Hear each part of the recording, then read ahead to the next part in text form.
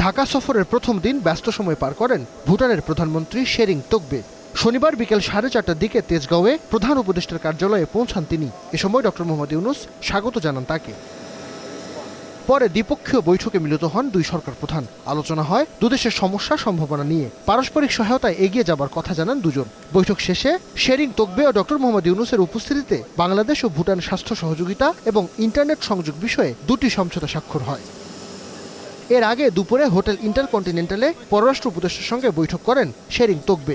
এরপর বৈঠক হয় বাণিজ্য উপদেষ্টার সঙ্গে। আলোচনায় প্রাধান্য পায় উভয় দেশের বাণিজ্য ও বিনিয়োগ সম্প্রসারণ, শিক্ষা, স্বাস্থ্য, অর্থনৈতিক উন্নয়ন ও পানি ব্যবস্থাপনা সহ আঞ্চলিক ও বহুপক্ষীয় বিষয়। বাংলাদেশের অন্তর্বর্তী সরকার প্রধানের আমন্ত্রণে শনিবার সকাল 8:15টার দিকে শাহজালাল আন্তর্জাতিক বিমানবন্দরে পৌঁছালে প্রধান উপদেষ্টা ডক্টর মোহাম্মদ ইউনূস তাকে স্বাগত জানান।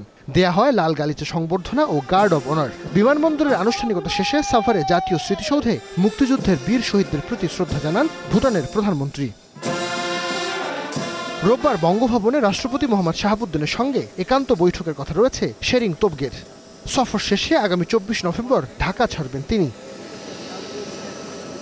নাইম আবির, স্টার নিউজ, ঢাকা।